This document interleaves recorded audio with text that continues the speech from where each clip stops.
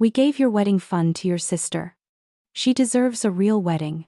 Harold said it as casually as if he were reading a grocery list, not dropping a grenade in the middle of our Sunday lunch in Boulder, Colorado. I was 32 years old, sitting at my parents' dining table, and somehow I still felt 12. My fork paused in midair, perfectly still. I didn't slam anything. I didn't raise my voice. I just turned toward my fiancé, Ethan Morales, and the look on his face told me that nothing about our family dynamic would ever go back to the way it was. Before I tell you what happened next, let me ask you something. Where are you watching from? And when you hear the rest, I want you to tell me honestly what would you have done in my place. My name is Alyssa Grant, and for as long as I can remember, I've been the daughter no one bothered to see. Not overlooked in a poetic, mysterious way. Overlooked in the way that makes you question whether your parents ever truly knew you, or just appreciated the convenience of having a child who didn't need anything. Growing up in Boulder meant living in the endless shadow of my younger sister, Chelsea, who was celebrated for every minor achievement while I was applauded for staying out of the way. She was 3 years younger, endlessly charming, effortlessly adored. When she got a B- on a math test, Mom called it progress. When I brought home straight A's, she said, "Good. You're reliable." Chelsea always received more attention, more sympathy, more second chances. She got the ski trips, the new sneakers, the upgraded phone. I got whatever they remembered to hand me after the fact. Mom justified it by saying Chelsea was spirited and needed guidance. Dad said Chelsea had potential that required investment. What they meant was simpler. I made life easy, so they let me fade into the background. I grew up learning that the only way to avoid disappointment was to depend on myself. I packed my own lunches, taught myself how to ride the city bus, filled out every college form on my own because Mom and Dad were too busy helping Chelsea rehearse for yet another local band audition she never took seriously. I earned a full academic scholarship to the University of Colorado. Chelsea got a used Jeep for enrolling in a 2-year program she dropped out of after 1 semester. But then there was Ethan, and he changed everything.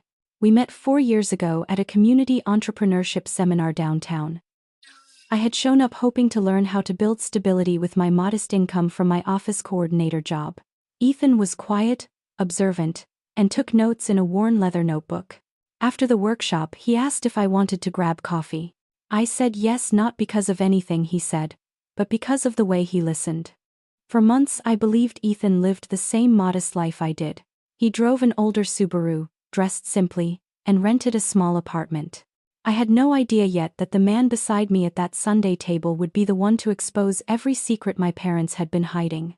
Ethan once told me he worked in finance, and I assumed that meant something modest, a loan officer, maybe an analyst at a small investment firm in Denver. He never added details, never corrected my assumptions. He didn't flash money, didn't brag, didn't try to impress anyone. He just showed up for me, steady and consistent, the way I had taught myself to move through the world. It wasn't until nearly a year into our relationship that I stumbled onto the truth. I was helping him sort through paperwork in his apartment one evening. A stack of documents slid off the table, and when I bent down to gather them, a glossy magazine cover stared back at me. Ethan's face was on it, confident, serious, framed by bold headlines. The title read, "Young Innovators Reshaping the Future of Financial Technology." My hands trembled as I skimmed the article. Ethan hadn't just worked in finance, he had founded a fintech company out of his dorm room at the University of Colorado. It had been acquired 3 years before we met. The acquisition price made my pulse spike. 8 figures. 8. When I confronted him, he simply exhaled and rubbed the back of his neck. "I didn't want you to like me for that," he said.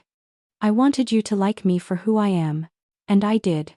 He liked me for who I was too, the quiet girl who asked for little, who wasn't dazzled by wealth, who had built her own independence out of necessity. When Ethan proposed last spring, I called my parents with shaking hands, expecting joy. Mom's first question wasn't congratulations. It was, "How big is the ring?" Followed by, "Is he in the kind of finance that pays well?" I kept my answer vague because something deep in my chest told me that if they ever learned the truth that Ethan was far wealthier than he let on, everything between us would warp instantly. We planned a simple wedding. A garden ceremony in Boulder, maybe 50 guests, local food, Nothing dramatic. My parents had always said they'd set aside equal wedding funds for both their children, me and Chelsea. Fairness, they used to call it. I had never asked to use it. I assumed it was still there, a small sign that maybe, deep down, they valued me too. Then came Sunday dinner. We were at my parents' house.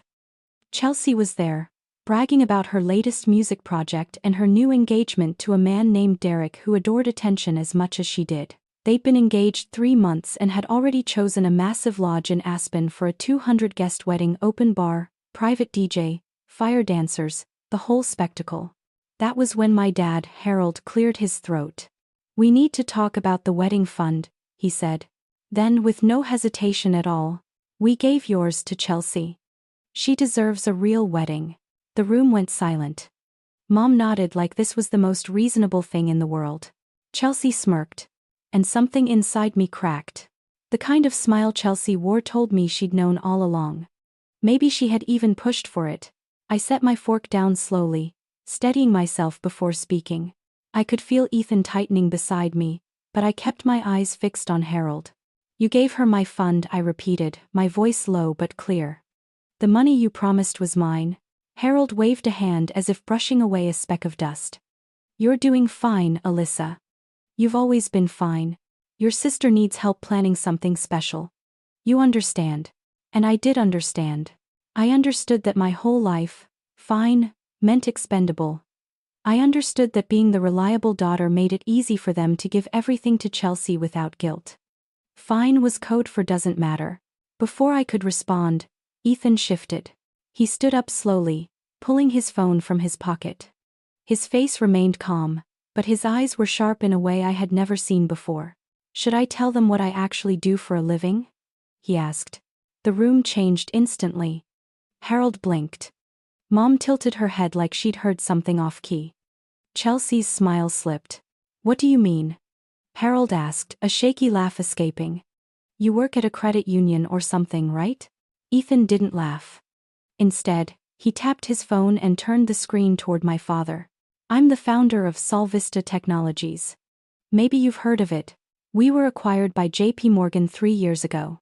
That article shows my net worth, if you're curious." Harold's face drained of color. Mom gripped the table so tightly her knuckles whitened. Chelsea leaned forward, her eyes suddenly wide, then flicked to me as if reassessing everything she thought she knew. "I'm the man who was going to write a check to cover every cost of Alyssa's wedding," Ethan continued, his tone steady. "I wanted to make sure her family didn't have to worry about a single thing because that's what you do for people you love. But now I'm hearing that you took money that belonged to her, money you promised her, and handed it to someone else because you think she doesn't deserve the same." He let the silence sit there, heavy and undeniable. Chelsea shot to her feet. "I didn't know it was her money," she said quickly.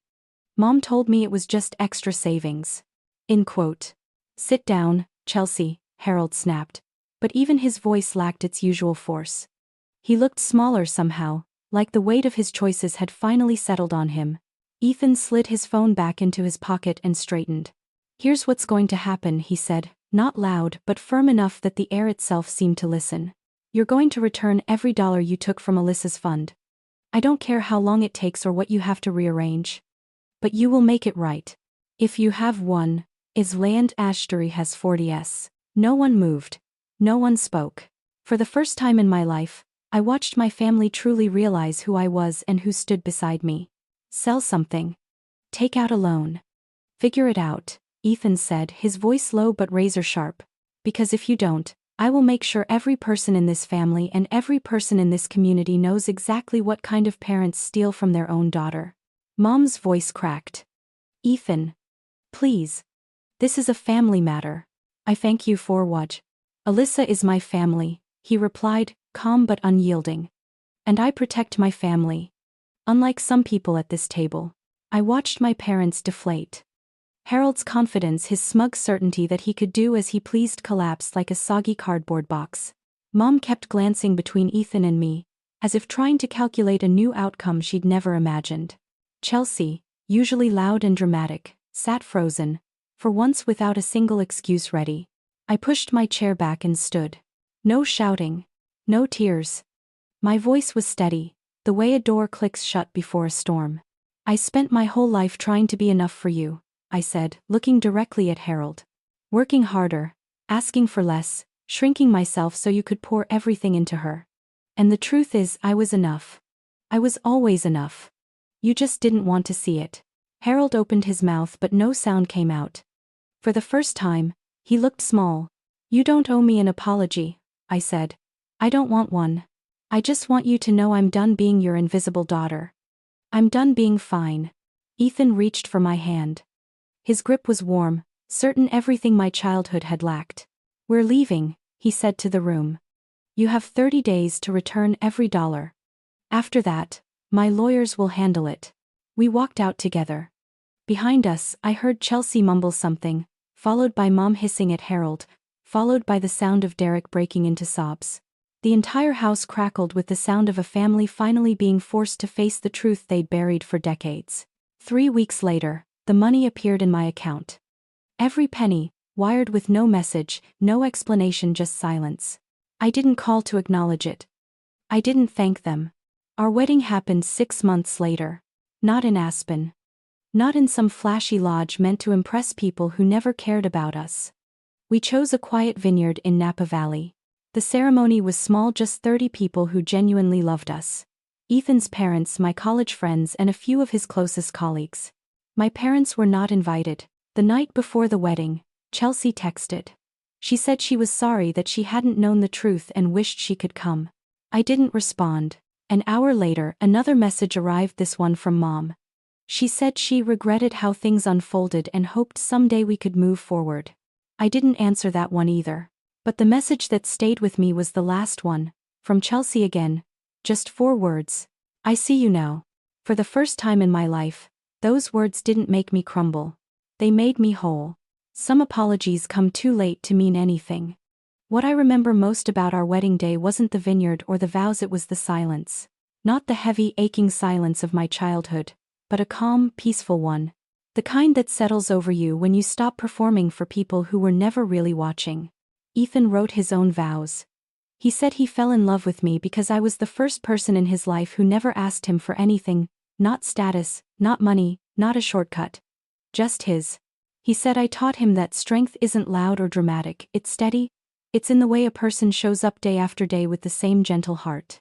And then he said he would spend the rest of his life making sure I never felt invisible again. That was when I cried. Not out of sadness, but because those words were the first ones that ever truly saw me. As for the money my parents returned, I didn't keep a cent of it. I donated all of it to a scholarship fund for first-generation college students, the kind of kids who grow up like I did. The ones who pack their own lunches, figure out their own futures, and learn far too young that no one is coming to rescue them. Kids who survive by becoming their own safety nets. Because I know what it feels like to save yourself. And I know how lonely that path is when you walk it invisible. Chelsea's wedding in Aspen happened last month. I heard the photos were stunning, the mountains glowing gold at sunset, the lodge draped in lights. I also heard her best man got drunk, and Derek's brother made a speech that embarrassed half the room. Chelsea called me afterward, crying, wanting to talk. I let it go to voicemail. Some doors close for a reason. And some people only remember you exist when their spotlight slips. I'm building a different life now. One where I am seen, where I am valued. Where love isn't transactional or conditional or tallied like a spreadsheet. Ethan and I bought a house last month in North Boulder, nothing flashy. Just a cozy place with a big kitchen and a backyard where our kids can play someday. Kids who, if they ever feel invisible, will have a mother who knows exactly how to see them. And if you're watching this, and you've ever been the forgotten one, the one who's always fine, the one who never complains because nobody's offering anything anyway, I want you to hear me clearly. Your invisibility is not a weakness. It is the foundation you built when no one else showed up to build it for you. One day, you will stand on that foundation. And everyone who overlooked you will finally understand what they missed. The quietest people often have the most powerful stories. Don't ever let them convince you otherwise. Tell me what part spoke to you. What moment made you say, Alyssa, I've been there too. Your words remind me that choosing myself wasn't selfish, it was necessary. And if you're walking through something similar, let my experience be your reminder. You deserve to be seen, respected, and valued. Don't shrink to make others comfortable. Stand in your truth even if your voice shakes. You're not invisible here.